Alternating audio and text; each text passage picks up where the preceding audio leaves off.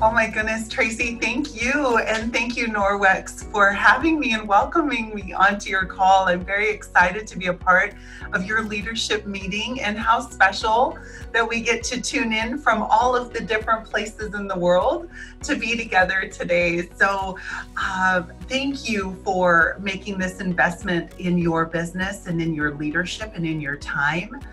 We have some innate needs as human beings, and one is to belong, one is to connect, and one is to improve.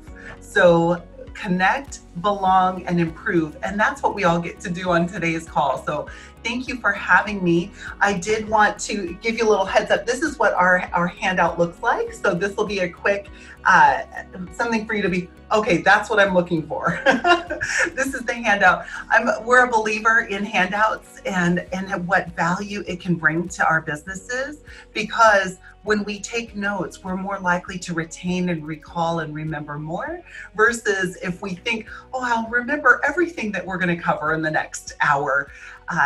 That's not as easy. So I definitely want to encourage you to jot down a few notes as we dive in. I'm also going to open up the chat so I can see if any questions are coming in before we get started. So both Kathy, Susan, and Tracy gave me some insight as to a few things that would bring value to you. So I'm not going to go into too much depth on the natural states of understanding behavioral styles, because I think right now, with the way our world is at the moment and the temporary circumstances that we're facing, it's appropriate to invest a bit more time in the areas of understanding people when they're under stress and when there is conflict. So I am going to see if, Kathy, are you going to post up my slide, or shall I do that? What would be best? If you have them right there and want to share your screen, then you can move them along at your pace. Oh, beautiful. Okay, well, I will do that. We will make that happen. So 1 second while I handy dandy. Love it that we can pull up documents easily. So let me see here. Need to stop share for a second. Okay. And how was your day so far, everyone? How did you enjoy our time together? Looking for the comments. Okay, you're talking about it was emailed as a PDF. Okay, good. All right, let's see. So let me make sure I can share it. Let's say share. I love it how technology cooperates. It's amazing. I call it technology is our friend. Slideshow. Voila, there we go. Okay, so understanding behavioral styles in their natural state and under stress. So let's take a quick look at what we can expect for our investment of time. And also, this is meant to be interactive. So I want to be hearing from you if you have comments, if you have thoughts, if you have questions, because as I shared with you before in some of the other trainings I've done, I've heard everything I'm saying. So I want to make sure that what is being shared is of value to you and to where you're at with your teams right now. So let's take a look. We're going to talk about the 4 behavioral styles. We're going to experience an exercise in identifying your style. It was interesting. I had one lady at one of my classes. She said, Grace, do you suggest that when I'm meeting with a prospect, that I bring out an assessment? And I said, no, we may overwhelm a person if we're over analyzing them or over assessing them. So I'm going to share with you a few quick tips to be able to identify your prospects and your team members without having them take an assessment. You're also going to discover what tends to cause some conflict, and there are several things that can cause conflict. And so how do you address it in a way that builds a bridge of communication with the people that you're speaking with versus a barrier or a disconnect?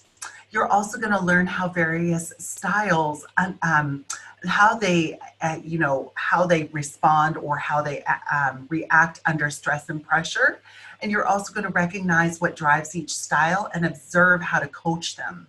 See, remember coaching, we talked about that at our leadership event in Kentucky, in Louisville, and how valuable of a skill that is. Well, now these are going to be some more advanced skills that I'm going to share with you so that you can coach people based on these unique styles. And so some key strategies for you to be able to accomplish that. Okay, I'm going to see if we have any questions. All right. Oh, great. We're excited. You're excited about what you heard so far today. Okay. So quick overview on what we're going to be covering, and it's also at the top of your handout. It's very simple. There is a great value in understanding behavioral styles. Each style has unique talents and gifts, preferred methods of communication, and key motivators. Today, you will have an opportunity to discover your style and learn how to connect easily with others. Now, this is not meant to be a label. So we are not, ladies and gentlemen, walking around saying, oh, she's doing that because she's such a D. Or, oh, obviously she's like excited and wearing that boa, or, that at conference, she's got that clapper thing going on. She's an I. It's not meant. It's not meant to be a label. It's meant to be a communication identifier, so that when we're interacting with others, that we have greater communication flexibility. And so, one thing to remember, Norwex family, is the communicators with the greatest flexibility can create mutually rewarding relationships. So it's important for us to be agile and to be able to read and understand who we're speaking with and how to communicate, and most importantly in our profession, connect with them most effectively.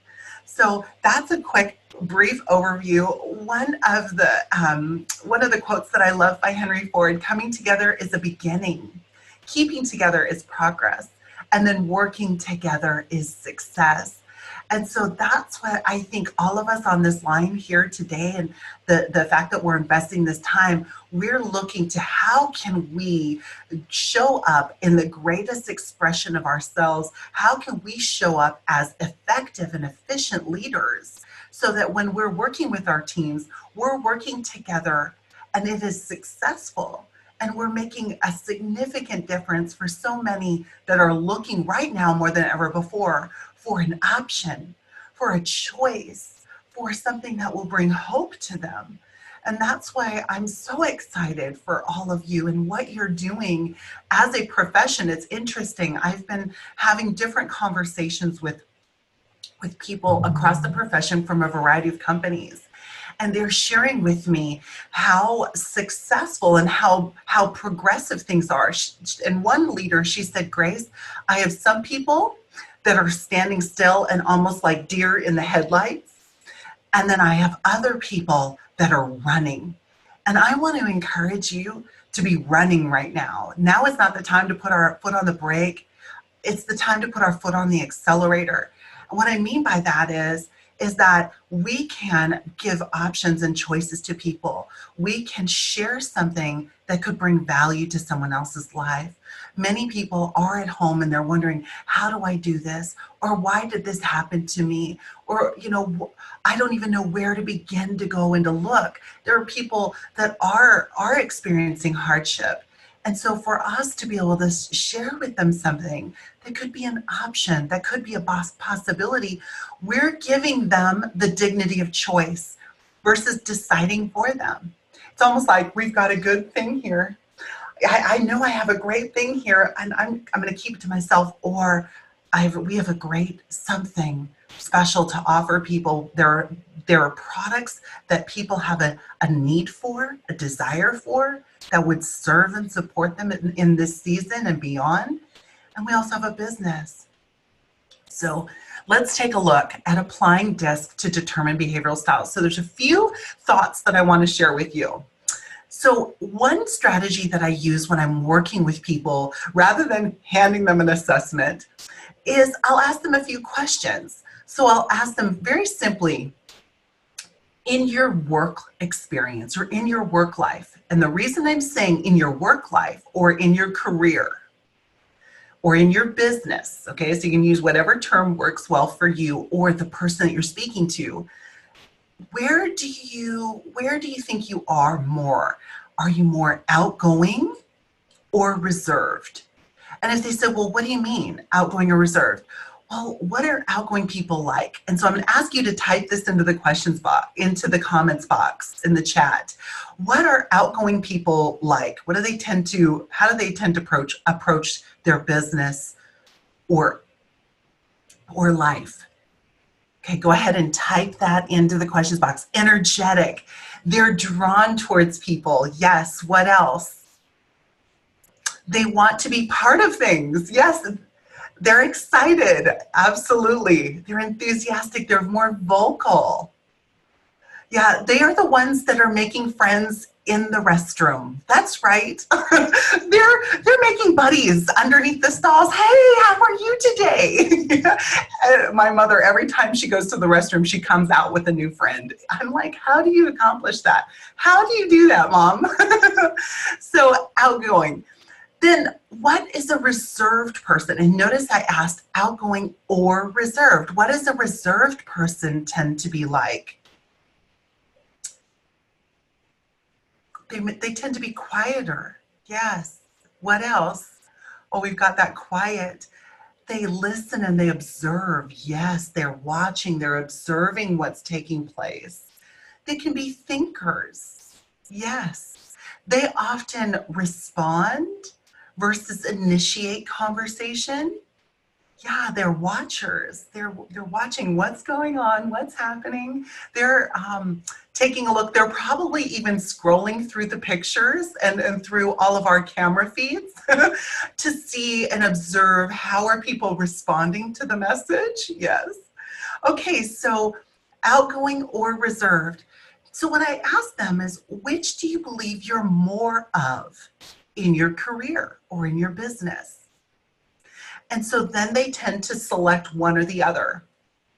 So I'm going to ask you to do that on your note page right now. Which one do you tend to resonate more with? So, and more outgoing or reserved?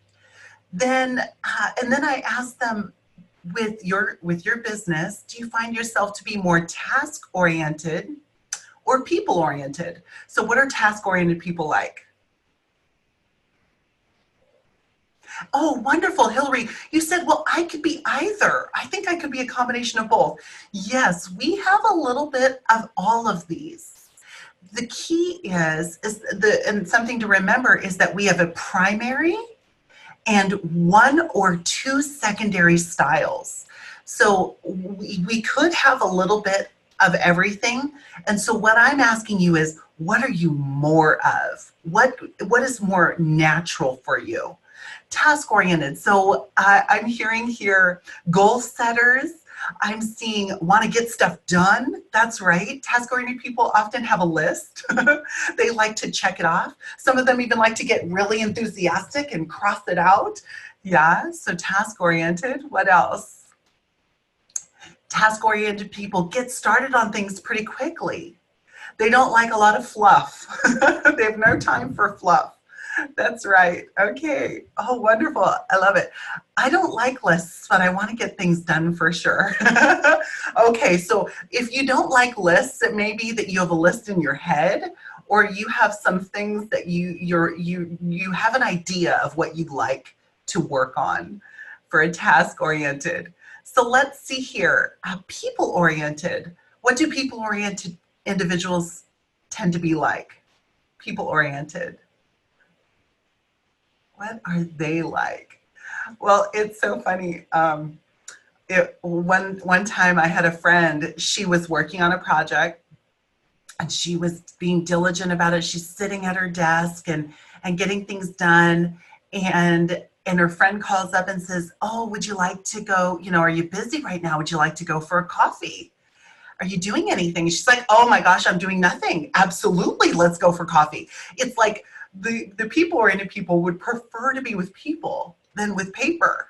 So they can toss the paper and want to be around people. They get their energy from people. They want to be with people.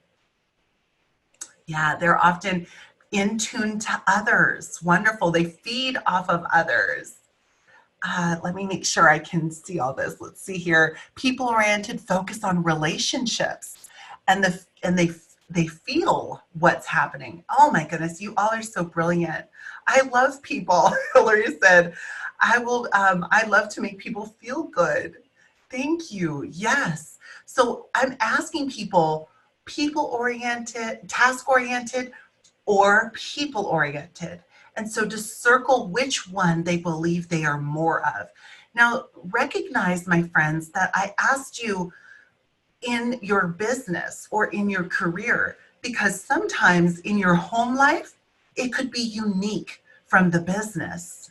So even think about, check in with yourself for a minute. Am I the same in my home life? Is my behavioral style or tendencies the same, or are they different? For some people, they are unique in their home life than they are in their business.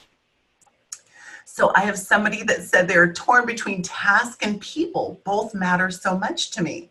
Okay, well, it will be interesting as we go into more detail because you could be task and people reserved, or you can be task and people outgoing. So I want you to circle which one you tend to be, and then we're going to talk more about each of these behavioral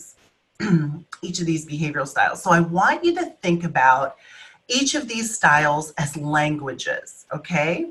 So on your notebook paper, on your notes paper, at the bottom of page 1, I'll encourage you to just simply, where it says D, I'd like for you to write Dutch, I, Italian, S, Spanish, and C, Chinese. So when you think about this, D speak Dutch, I speak Italian, S speak Spanish, and C speak Chinese. That's pretty much what's happening.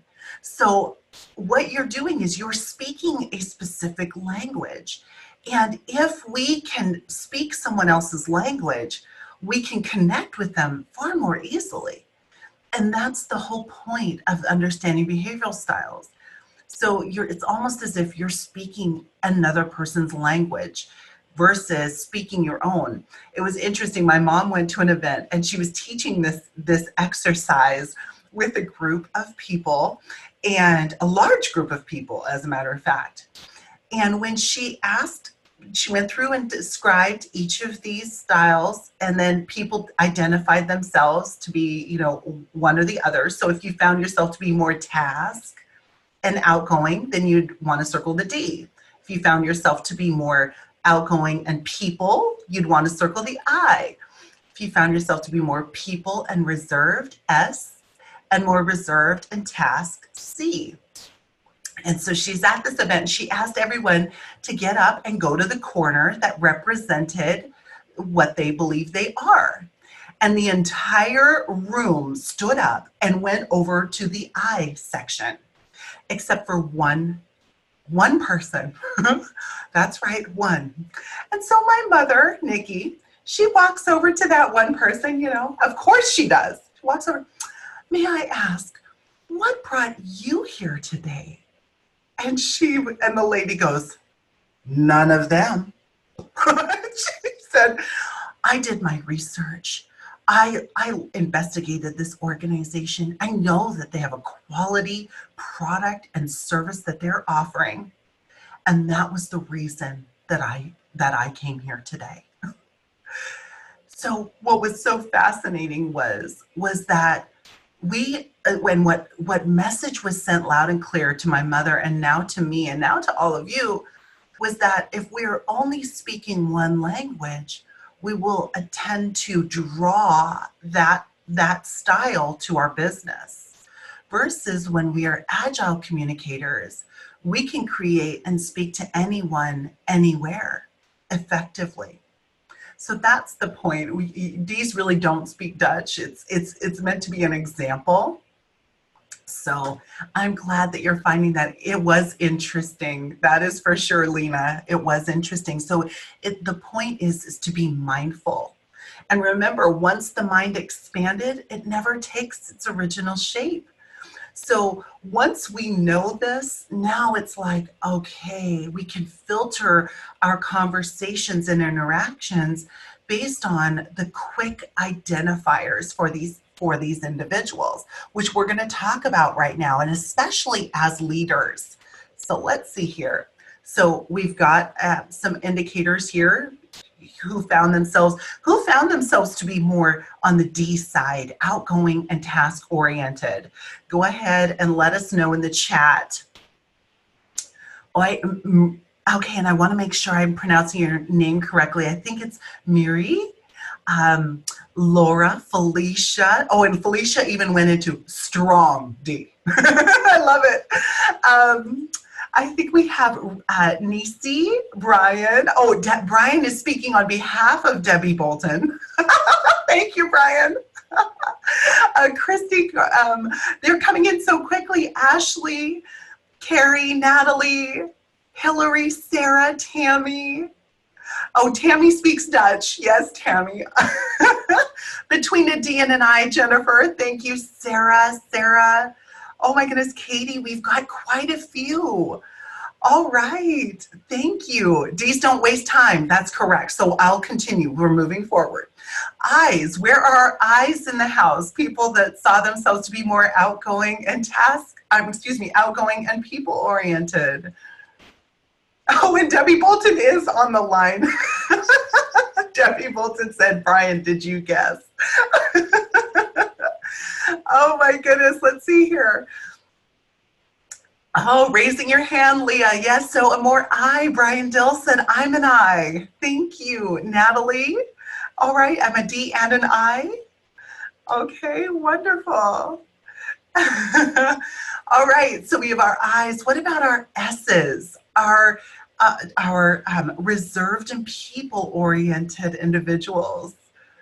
Let's see here. Yolande said, I'm an I. All right, Carol's saying she's an S. Judy's saying she's loving being Dutch. Oh, we've got Judy is an S, Maria Zimmerman, Nancy is an I, Melissa.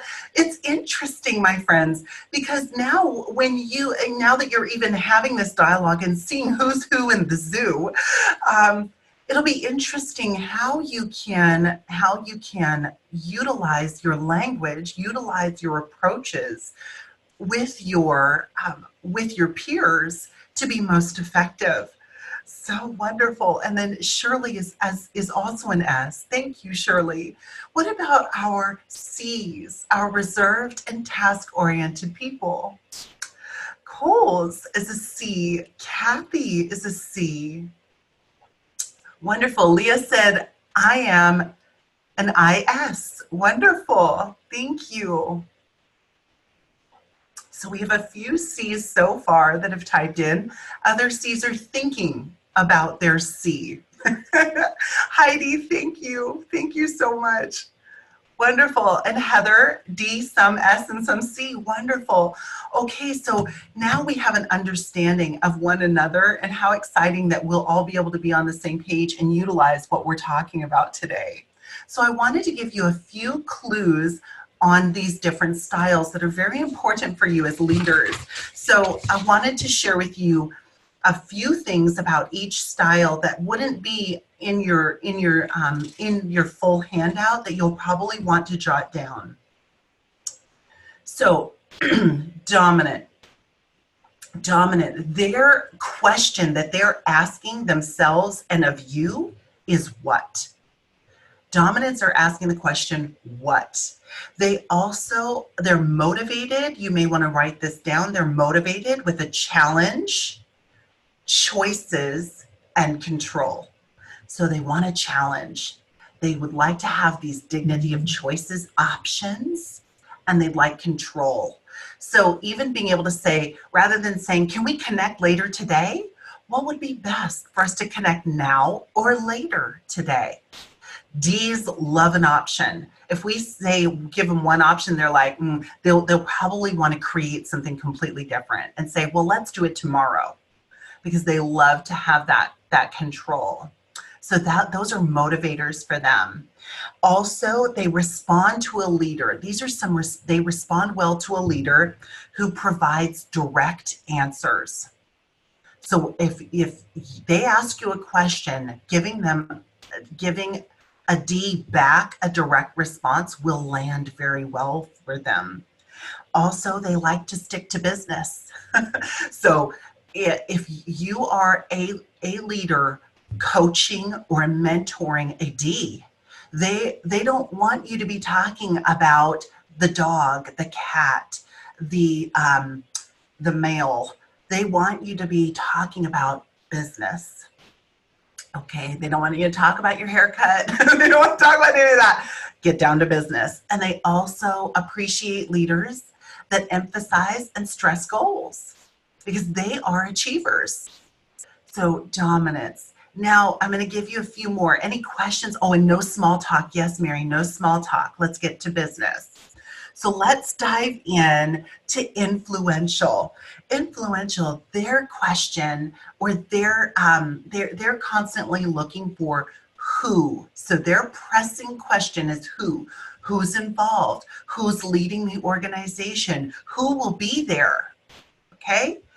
And they are motivated by a few things: recognition, approval, and popularity. So they appreciate the opportunity to be recognized. They want some approval. So recognition is important, whether it be one-on-one or in a group setting. Eyes appreciate that.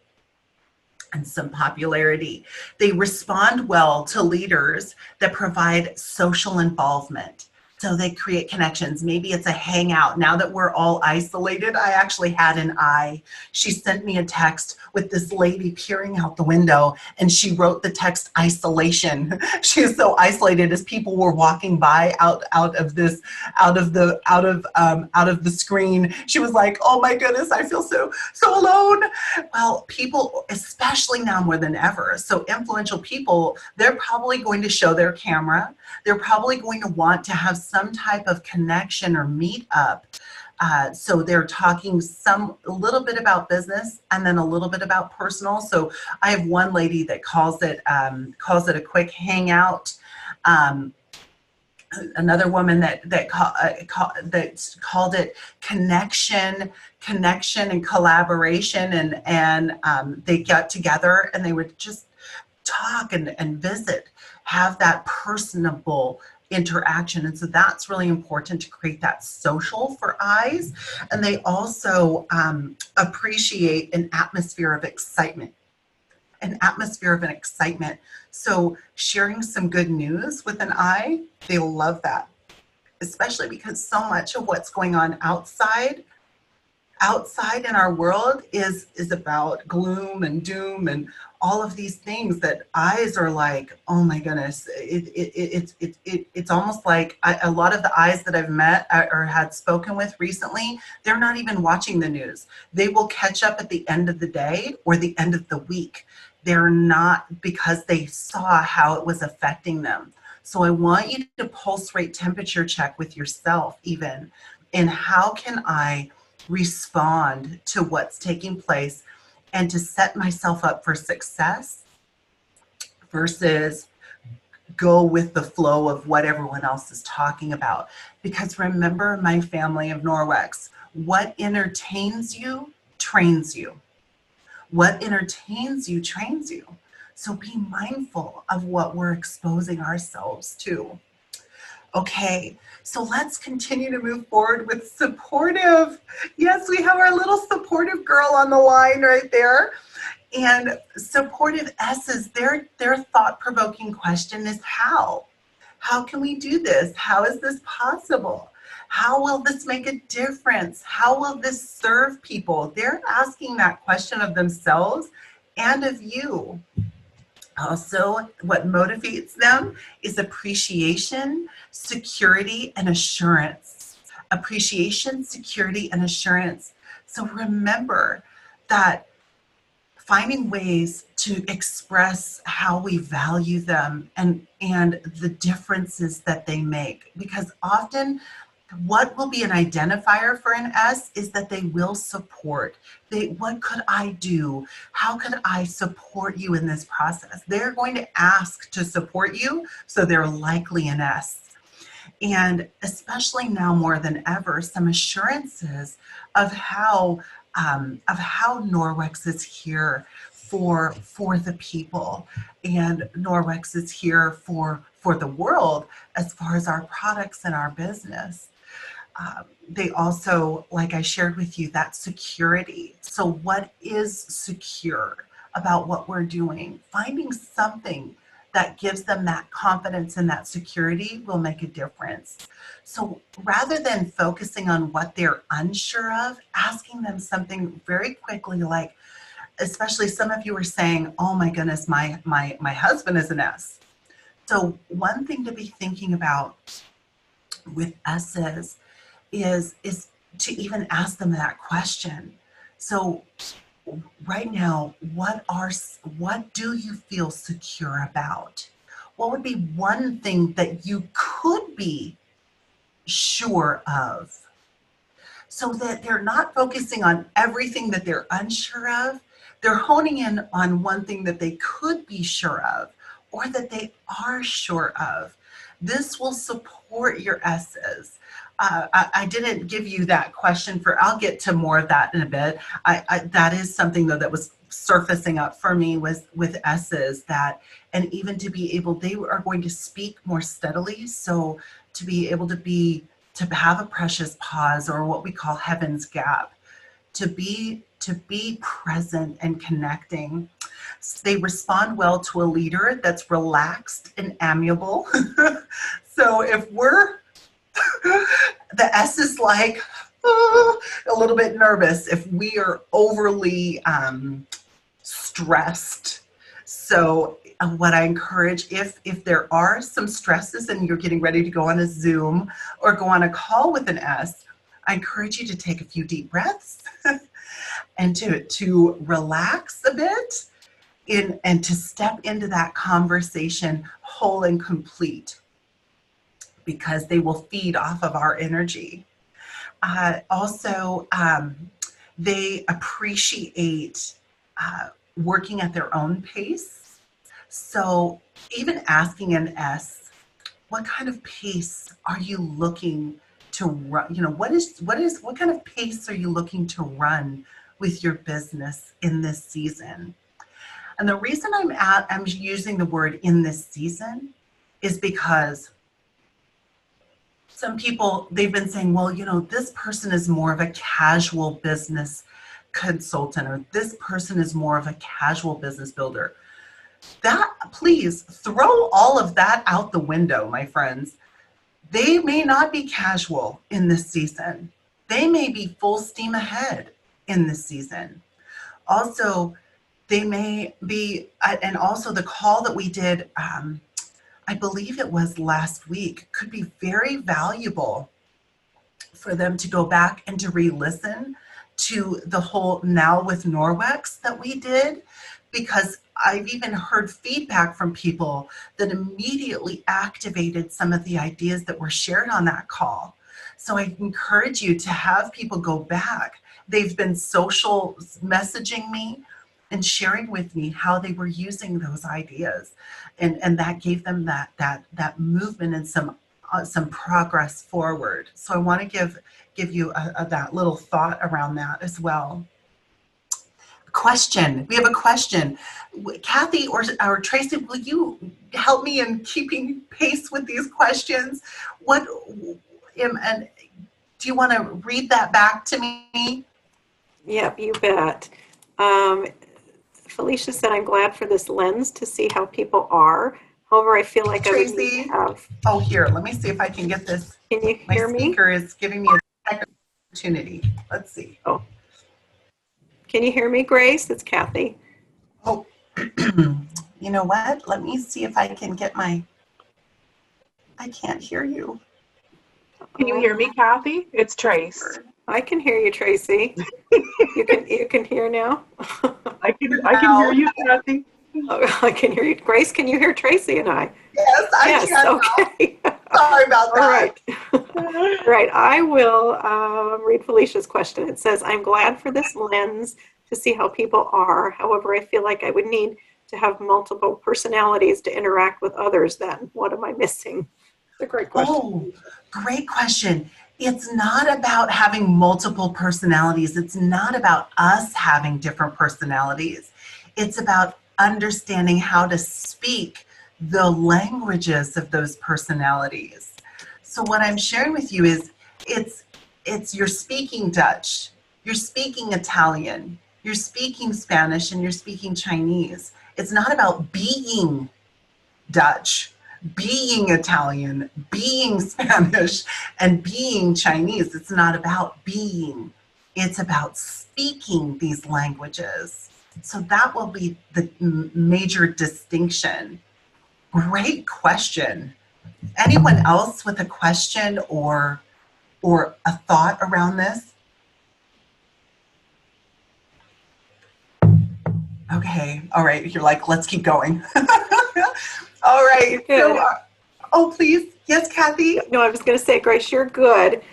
We don't have any questions right now that have popped up. Okay. Okay, wonderful. Kathy, thank you. So cautious, let's talk a little bit about our cautious question. Our cautious styles, they're going to be asking the question why or the reason. They want to understand. And so why can carry judgment. So I encourage you to use the word reason. Why can also build a barrier because sometimes people interpret why as, well, why? Because I told you so. Why? Because that's the reason. That's why. Versus, this is the reason. This is the reason. Or what is the reason? Well, you tend to get more of a bridge in your communication when you use that word. So their pressing question for cautious is why or reason. And then they're motivated by quality answers, value, and excellence. Quality answers. So even holding ourselves, they hold themselves to a very high standard of excellence. So quality answers, excellence, and again, value. They respond well to leaders that provide reassurance. They have an open door policy, and also they create a supportive atmosphere. So those are some of the things that cautious people respond well to. So a question for you as leaders is how can I show up that way? How can I be that? Especially when I'm speaking to someone in these unique styles. Okay. So reasons for conflict and stress. Well, my goodness. And on this page, if you proceed to page 3 in your handout, you're going to see this is meant to be a tool for you to reflect on. So you can go back and look at this. And even I've had people that have practiced this with their family members and practicing identifying the styles of their family members or their team members to see which one they are. And then even be able to practice speaking their language. So this has been a wonderful activity, especially because many of us are home with our loved ones and family members. It'll be interesting for you to look and think, okay, who are these people? Who am I living with? And how can I communicate most effectively with them? So reasons for conflict and stress. A lot of people, uncertainty can cause conflict and stress. The virus can cause conflict and stress. Massive rapid change for people. Like there are certain behavioral styles that they don't even like the word change. S's do not like, oh, please, Siri, I'm not talking to you. The S's do not like the word change. Change can send them into orbit.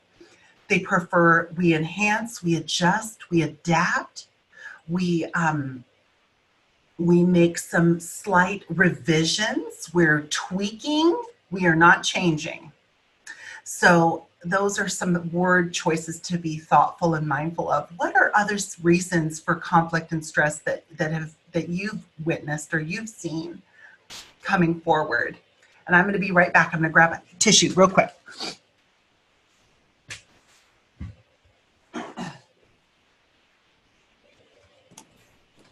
So type in the chat here, if you could, for Grace, just any reasons of conflict or stress that you're seeing. Not knowing. Yeah, the unknown. The unknown. Some people are wearing many hats right now. Yes. Oh, okay. Oh, I have a question. I think I am an S, but I love change. You may have enough of another style. I's or D's also like to have things changed up. Yeah.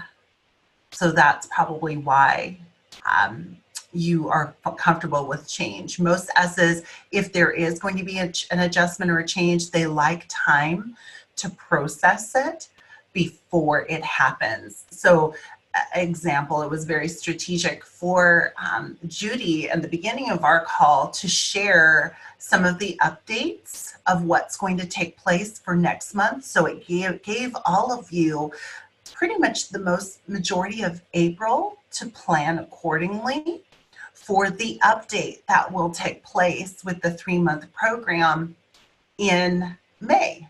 So that gives, and so people that are that change, being comfortable with that change because there was some advance notice.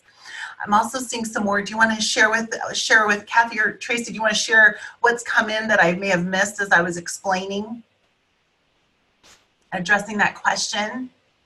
Sure. There's just a comments here. I definitely need to adjust and think things through. Some don't. They're saying I'm scared. I have to lead a team. How do I adjust my behavior to protect my fear, to not project my fear on my team members? He's saying, I think C's have been a challenge during the season because they want concrete verbiage and answers. They do. Yeah. I'm afraid of failure. Yeah. So those are some of the comments, Grace. Yeah. And thank you for being transparent. Thank you for, and what a great space to be able to share some of the inner dialogue in preparation for when you do go to lead your teams. So one thought that I want for you to pay close attention to is what you do, what you are certain of, what you do have control over. Did I do that with you all on the call with Norwex now? Did I do the donut? I can't remember. I've been on so many calls. I'm like, you did, Grace. I yes. did good. Yes, and they can go back and listen to that. Yes, you can definitely go back and listen to the disempowering and empowering questions. The other thing that I would like for you to even be able to do that supports people when they are feeling fear is to be able to ask yourself, what would I prefer to feel in this moment? What is my preferred state? So how would I prefer to feel? What is my preferred state? What is the opposite of fear? What could I do right now to move me forward in faith and away from fear?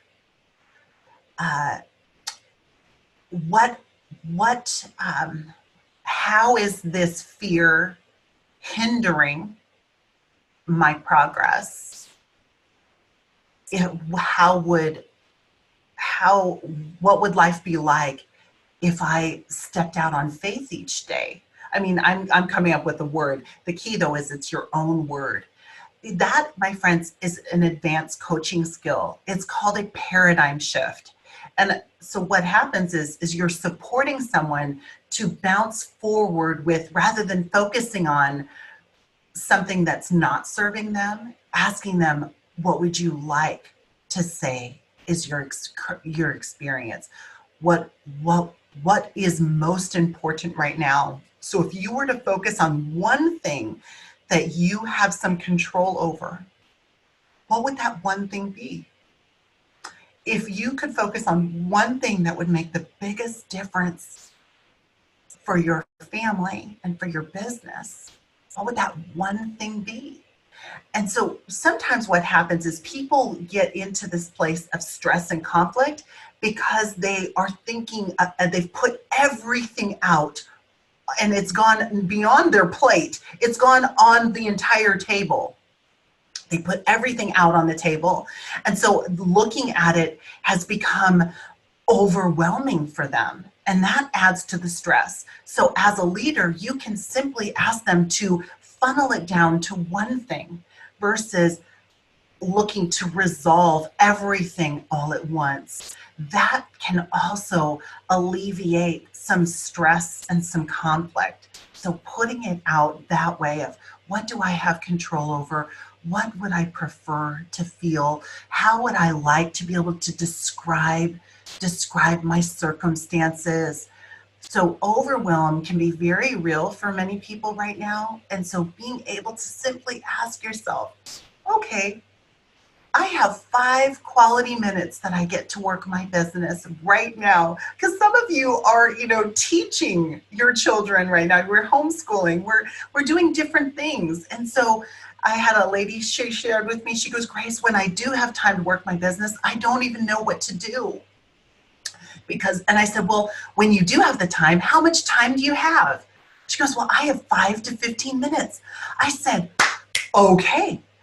What are a few things that you can do in 5 and 15-minute increments that will give you big return on those investments of time? And she started coming up with a list of things with me. She came up with 7 or 8 different things that she could do in 5 and 15-minute increments. And please be aware that that may be where you or your team may have as different pockets of time throughout the day versus fluid time that they had before. So being able to find what are those activities. So now what she said was, she goes, Grace, I look at my 8 and I look at, okay, and she even prioritized them on the phone with me. So I encourage you to do this with your team is, okay, if they say I'm overwhelmed, okay, what is most overwhelming? Or I'm very stressed right now. What is most stressful? Because sometimes what happens is we make up stories in our own mind. We embellish stuff. we make it sound bigger than it is. And so if they say, well, the one thing that's most stressful, okay. So they share, right now what's most stressful is I'm not sure what to do when I have those pockets of time for my business. And so then I went through that process. Again, the questions were, how much time are those pockets? How many minutes? How many hours? She said, Grace, they're 5 to 15. Now, next question was, what would give you the greatest return on that investment of time? Okay, these are the activities, 8 different activities, wonderful. Now prioritize those.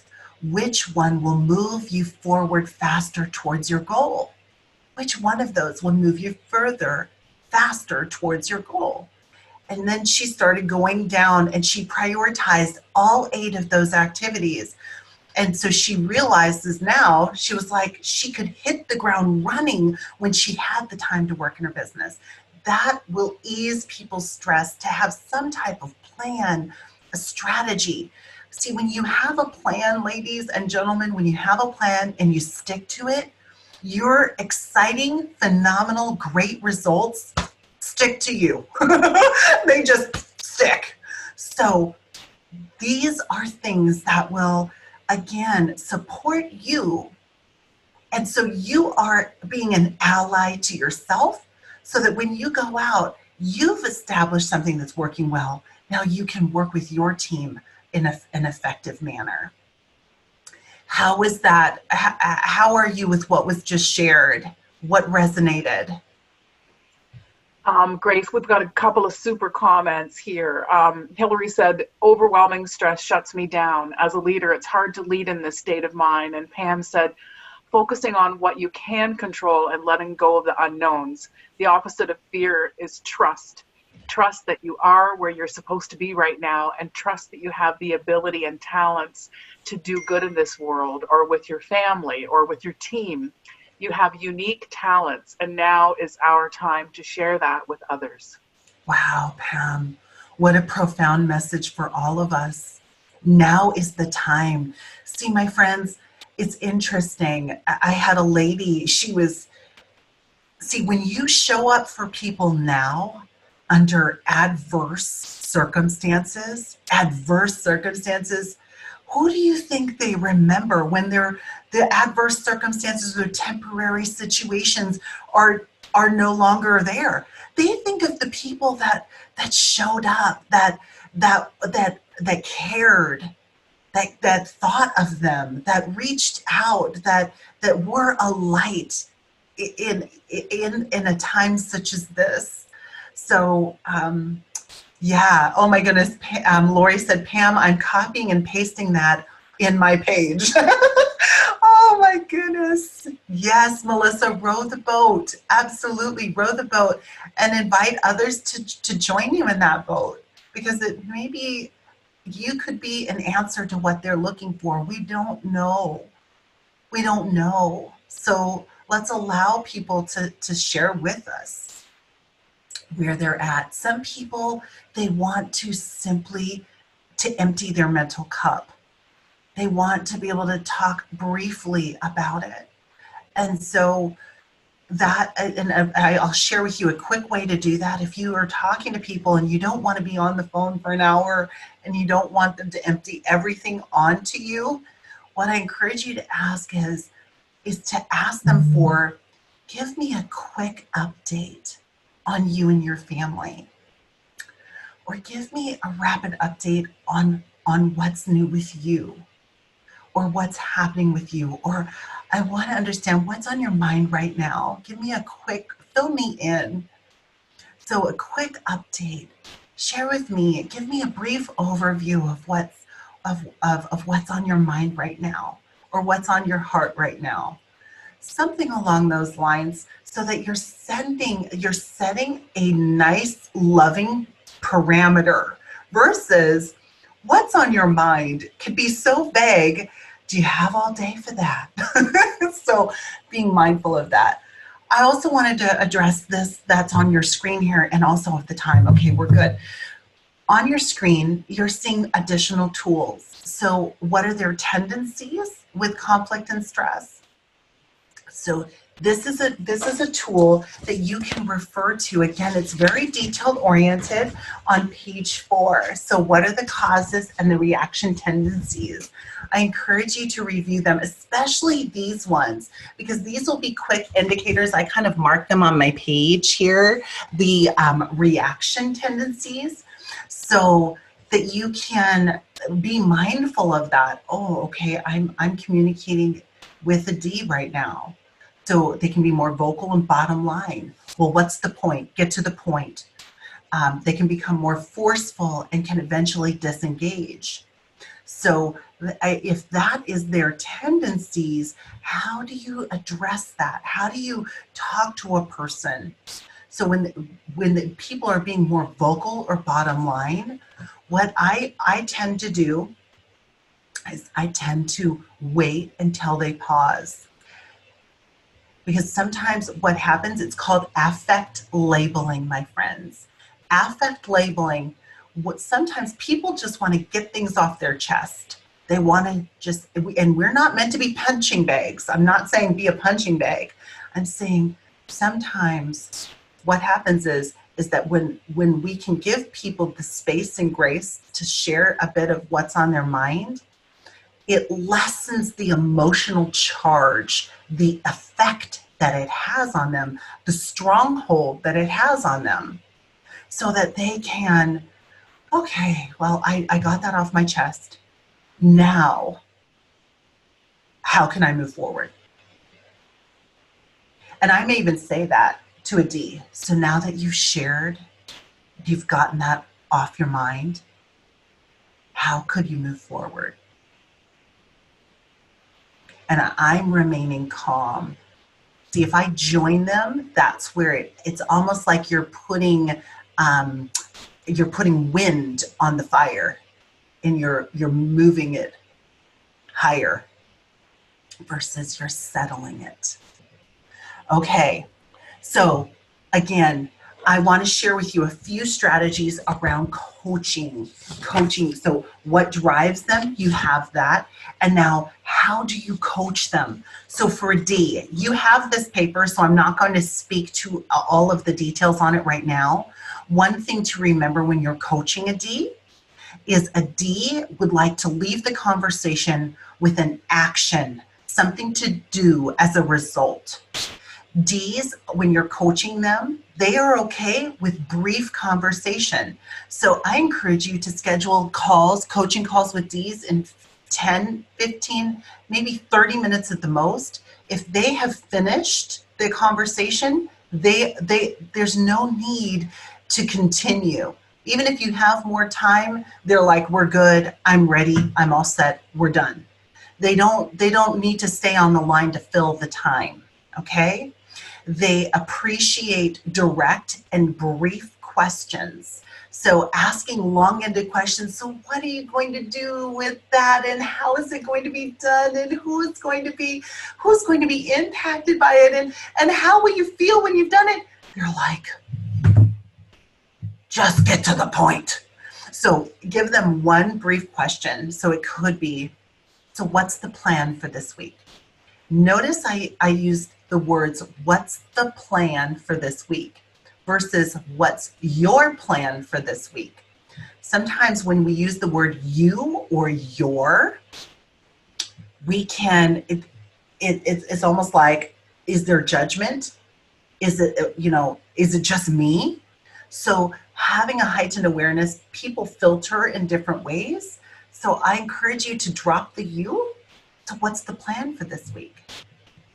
How, and then if I want to incorporate the you, I may incorporate it with what are some of your thoughts? Or what do you think could be done? D's are thinkers. They are often more logical. I's, when I'm coaching an I, I'm going to remind them of the time, the healthy time boundaries. So we have 30 minutes. I'm going to remind them at the beginning, we have 30-minute quality minutes for our call that we've set aside for our conversation today. I'm going to remind them of that healthy time boundary. Also with an I, I'm going to ask them what they're celebrating first. D's, I'm going to ask them what did they get done? What did they accomplish? What were their victories? I's, I'm going to ask them what are they celebrating? What are you excited about? What are you grateful for? So for an I, what are some of the good things in your life right now? What is working well? I's, they again, supporting them to have one area of focus. So if there was one thing that we could accomplish in our conversation today, what would that one thing, what would you like that one thing to be? We could focus in on one area of your business right now that would serve you best. What would that be? What you're doing with I's is sometimes they have a lot of flashy objects, bright, shiny objects in their mind. Squirrel. They can get easily distracted, often I's, because they are people oriented. And so they can have a lot of different subjects. And so with I's, you can support an I by asking them what would be your one priority, what would be one area of focus, so that you can take them in that. And if we get off track, you as the leader recognize what they wanted to speak about originally, so you can come back to it. So I want to check in with you. When we originally started this conversation, we were talking about the priority being sharing the business with others. So where are we with that right now? And then asking them, where are you with that right now? How clear are you with that right now? And so if they've moved on, okay, then they have a new focus. If not, oh yeah, that's right. Let's go back to that.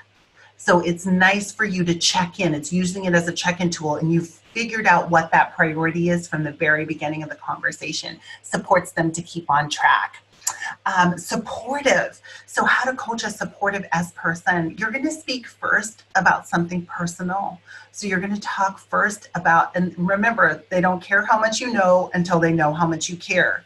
An S person will naturally gravitate to you, asking them for quickly catch me up on you and the family.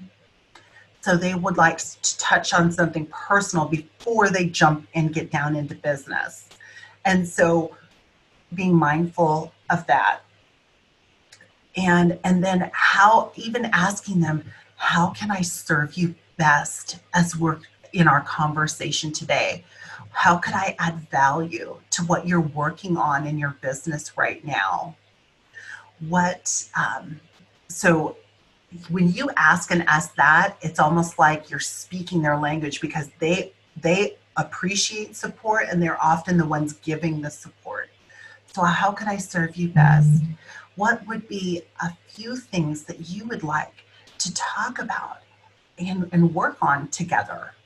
Together, that connection is important to them as well. So together, what could we work on together that would bring value to you? And then for S's, again, being mindful of the time and to support them and asking, I call it a wrap it with a bow for your coaching conversations with all of these styles. And that is, what did you enjoy most about our conversation? What are some of your highlights from our call today? What will you plan to do as a result of what we've discussed? What are some of your next steps? These are ways for you to support them to plan before the end of the call what action they're going to take. And then cautious. So for cautious, for C's, they are often going to have been prepared. So, and they'll probably submit a preparation sheet of some sort to you to share with you what they want to discuss. So review it. If you do not review it, you will lose credibility with that style. So reminding them up front, in the front of your conversation, I wanted to share with you how much I appreciated you completing your preparation sheet, and I have reviewed it. And so how shall we proceed with the time that we have set aside for one another? The 30 minutes we've set aside for one another. How shall we proceed? So those are a few questions for C's. What ideas do you have so far? What has been on your mind? What kind of plan do you already have in place? So, because often C's are so thinkers, so how can that plan be brought to life? What activities could align with that plan so that they're taking action versus staying in their head and in their thoughts? Who could you share this plan with? Who would be excited to work on this plan with you? Those are a few thoughts. Oh my goodness. Okay, questions, thoughts, or comments on what we've shared so far? I want to make sure this is adding value to you. Okay, Grace, a couple of good ones here. Somebody just captured this one sentence, now that you've gotten that off your chest, what was the rest? I thought this was really good. She said, how can we move forward? Schedule calls with your D's first, if that's what you're saying. And Dolores loves quality minutes. And so they're really taking it all in. Everybody's taking notes. Oh, wonderful. Oh my goodness. Thank you so much. You're taking it in. Thank you, Natalie. So, and this is helpful, wonderful, and it is meant to be, because now is the time to communicate and be personable. Many people are doing mass messages, and yes, mass messages people are reading them.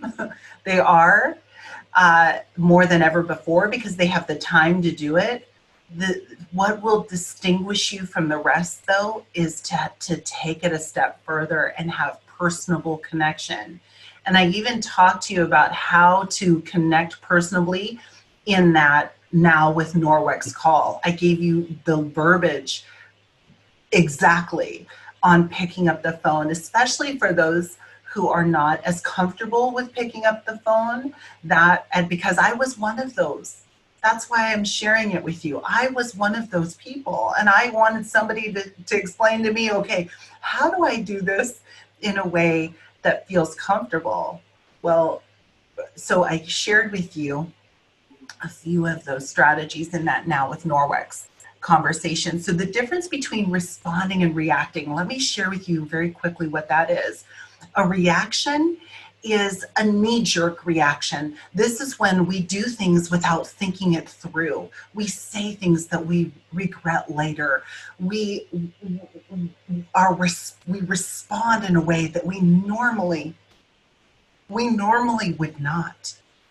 And this has been happening quite a bit in different communities around the world, and people that normally would not, they wouldn't do something like that under normal circumstances. They're reacting. And so what happens when we react is we leave a lasting and lingering impression.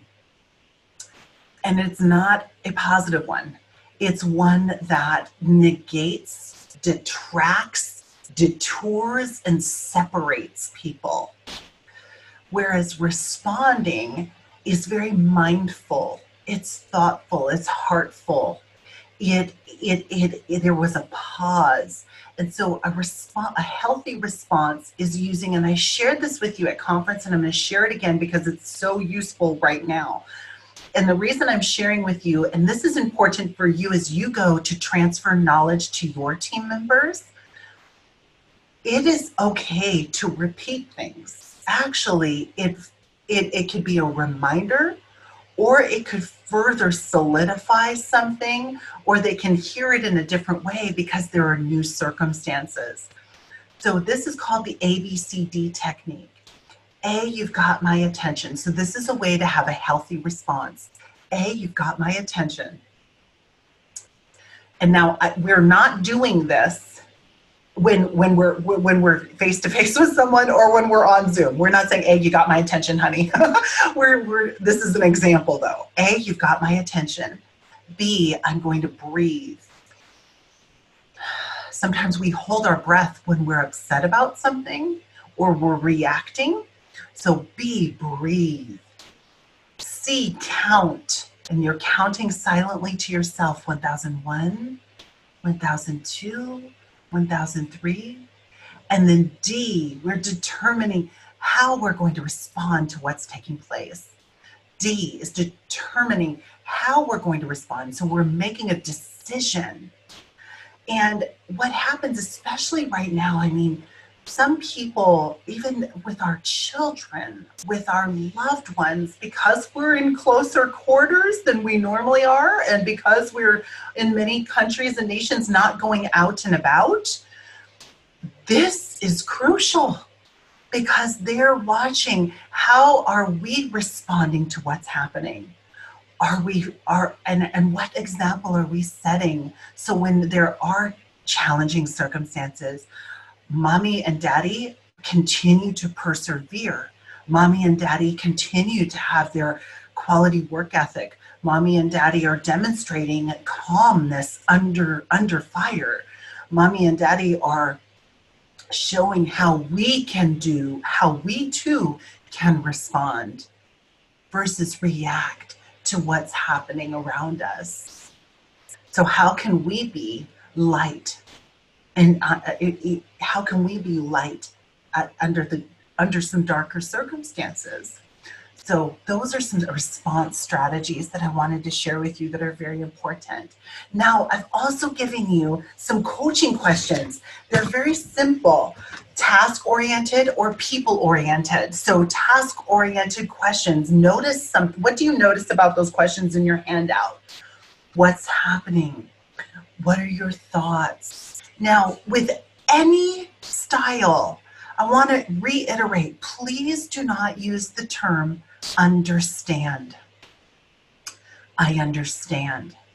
I had a student at a recent class that we were teaching, and she said it was so upsetting to me when somebody said, I understand. She said, when my father had passed, this lady told me she understood, and her father was still alive. So how could she understand? It made me so upset that she even used that word, because she didn't understand where I was coming from. It just bothered me. And so there was a term that used to be used in our profession many years ago that no longer serves people well. And it is this: I understand how you feel. And I felt the same way. And this is what I found. Who is that about? I understand how you feel. And and I felt the same way too. And this is what I found. That's about us. So we took whatever they were sharing with us and we made it about us. We took the attention and the interest off of them and onto us. And so right now I encourage you, please, yes, no more feel, felt, and founding people up. That's right, Carrie. No more feel, felt, and founding people up. Also, using it rather than saying, if people, especially right now, I mean, there could be people that are mourning health. There are people that could be mourning various things. So if we say the word I understand, we don't, we could create a quick disengagement. Versus I encourage you to say, I hear you, or I'm listening, or what's on your heart right now? Or please share with me what's on your mind. Or who can I be in this moment for you right now? Who can I be in this moment for you right now? What you're saying is, can I be a listening ear? So can I be a listening ear? Are you looking for me to share and provide advice? Are you looking for me to brainstorm with you? Who can I be in this moment for you right now with what is taking place? I also wanted to share with you, there is a phrase that I use often, and I'm going to look at my phone here because somebody texted me. Different people ask me random things. So someone texted me, and that's something as part of the Norwex family. If you want to message me on Facebook, or you have questions for me that I can answer for you because this is meant to be of service to you, let me know and you'll get a personal response. No one else checks my Facebook. I check my own Facebook. I check my own texts. Anyways, this person said, Grace, how can I change the word? So she said, how would you find a way to change the word situation into opportunity without sounding uncaring? Because I'm sure many of you have experienced me on different calls with Norwex of saying, well, I have a technical opportunity, or I have a phone opportunity, or whatever it may be. And she said, well, what about if, I don't want to say it's an opportunity because I don't want to sound uncaring. And so I want to share with you what I shared with her to keep mindful of what's happening right now, and it's very timely. So how can you move forward under these temporary circumstances? So this is a temporary circumstance. So temporary circumstance was one word. What is the gift? So when somebody says, I'm so upset, I can't believe this is happening to our world, what could be the gift under these circumstances? Another one is, how could this be a blessing? Another one is, what am I learning? Or what are you learning? How could this be resolved? What are my options? And how can I respond? So those were some initial thoughts based on her request of me of transitioning from situation. Gosh, this is an unfortunate situation. Well, what could be the gift? What are we learning in the process? What adjustments could we make? How will we live uniquely from now going forward? How could we be an answer how can we be an answer for people right now? How could we find our own answers under these circumstances? So those were a few thoughts that I wanted to share with you. So again, dropping the word I understand and transitioning that into I'm listening, or share more with me, or who can I be in this moment? All of these, what you're doing is you're lessening the charge. So you have, I'm not going to go into too much detail around these questions. They're pretty thorough. So we talked about task-oriented, people-oriented.